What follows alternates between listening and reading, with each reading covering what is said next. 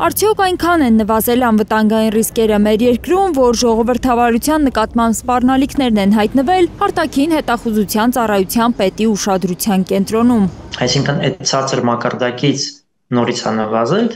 Քրիստինե Գրիգորյանը երկուշաբթի համապարփակ անվտանգություն եւ դիմակայություն 2025 միջազգային համաժողովի ժամանակ լրագրողների հետ զրուցելիս է կարծիք հայտնել, թե Վաշինգտոնյան համաձայնություններից հետո անվտանգային ռիսկերը նվազել են, այնքան, որ ավելի մտահոգիչ են սպառնալիքները ժողովրդավարության նկատմամբ։ Համեմատաբար մի քանի ամիսների համեմատությամբ կարող ենք ասել շատ ցածր են,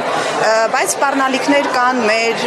ժողովրդավարության նկատմամբ, այսինքն դրանք չպետք է թերագնահատել, որովհետև ժողովրդավարությունը մեր շարժման տեմպը եւ մեր շարժման ռեժիմն է։ Գրիգորյանը վստահեցրել էր, որ սպառնալիքները մեկ պետությունից կամ մեկ դերակատարից չեն գալիս ու այդպես է ամբողջ աշխարհում։ Հայաստանը բացառություն չէ։ Այդ նույն կառույցի ղեկավարը հունվարին եւ մարտին եւս երկու նման ելույթ ունեցել, որտեղ ասել է, որ ցածր է գնահատում հավանականությունը, որ Ադրբեջանը կարող է ինչ-որ ագրեսիա իրականացնի Հայաստանի դեմ։ Այս տարեսկզբին արտաքին հետախուզության ծառայության հրապարակած զեկույցում Հայաստանի դեմ լայնամասշտաբ ռազմական հարձակման հավանականությունը բարձր չէր գնահատվում։ Եզրակացությունը հիմնված էր 2023-24 թվականների զարգացումների գնահատականի վրա։ Այդ օրերին Ադրբեջանը մեղադրանքների տարափ էր թափում համացանցում։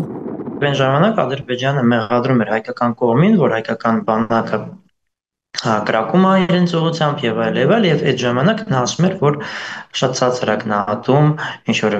ագրեսիայի հավանականությունը։ Երբ 2018 թվականին տեղի ունեցավ ոչ բռնի Թավշյա ժողովրդական հեղափոխությունը եւ մենք ասում ենք, որ ժողովրդավարությունը Հայաստանի հիմնական բրենդն է, շատերը կասկածով էին վերաբերվում։ Ժողովրդավարությունը մեզ համար հանգամանքների բերում չէ, այսինքն հանգամանքների բերումով առաջացած իրողություն չէ, այլ ռազմավարություն։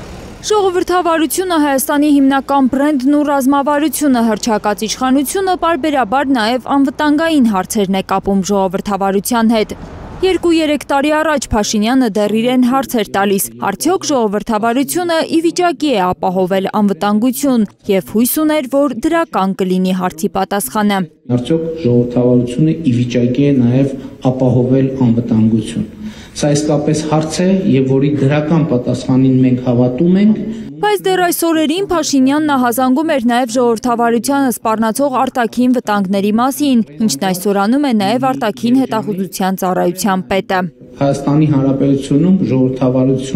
ժողովրդավարությանը սպառնացող ոչ մի ներքին վտանգ չկա։ Ես սրանում համոզված եմ եւ Հայաստանի Հանրապետության ժողովրդավարությանը սպառնացող բոլոր հնարավոր վտանգները արտաքին են։ Հիմա անվտանգային հարցերով փորձագետի կարծիքով Գրիգորյանը խոսելով ժողովրդավարությանը սպառնացող վտանգների մասին նկատի ունի իրենց իշխանությանը սպառնացող վտանգները։ Ժողովրդավարություն այդ խոսույթը ընդհանրապես դարձել է իշխանություն։ Իշխանության ուղղակի իրանք դա փոխարինում են իշխանություն բառը ժողովրդավարությունով, այսինքն իրենք պաշտպանում են իրենց։ Հակառակ դեպքում անհասկանալի է քաղաքական վերնախավի ժողովրդավարություն, անվտանգություն արհեստականորեն ստեղծած կապը։ Դրա ապացույցն է նաև Ուկրաինայում եւ Իսրայելում այսօրվա իրավիճակը։ Դե դա ավելի շատ քարոզչություն է, ով ասեց, որ եթե դու ավելի ժողովրդավար ես, դու ավելի անվտանգ ես։ Եկեք հիշենք օրինակ Ուկրաինայի օրինակը։ Ուկրաինայի կառավարությունը արևմուտքում գնահատում են որպես շատ դեմոկրատական։ Նույն ձև, եթե մենք նայենք Իսրայելը, ապա արաբական երկրների համեմատ Իսրայելը համարվում է դեմոկրատիայի էտալոն, համարվում էր առնվազն կարող խոսել։ Բայց դա խաղաղություն չբերեց ոչ Ուկրաինային, ոչ Իսրայելին։ Հիգիթյանի համոզմամբ իշխանության ասած ժողովրդավարությունը այնքանով կարող է կապվել անվտանգության հետ, որ Փաշինյանի թիմը առանց որևէ խնդրի հանձնում է Ադրբեջանի պահանջածը, փոխարենը ստանալով ժամանակավոր խաղաղություն, բայց դա վաճառելով որպես աննախադեպ ձեռքբերում հայ-ադրբեջանական հարաբերությունների կարգավորման գործընթացում։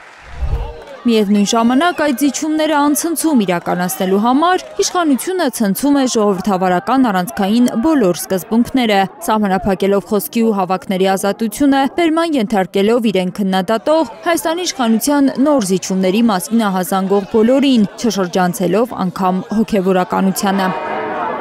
Լիլիթ Սարգսյան, Աշոտ Մնոյան, Հարություն Մաթևոսյան, Հայլուր։ Հայաստանում եւ աշխարհում տեղի ունեցող իրադարձությունների մասին առաջինը իմանալու համար բաժանորդագրվեք մեր ալիքին, սեղմեք զանգակը, որ բաց չթողնեք ամենակարևորը, ամենահրատապն ու հետաքրքիրը։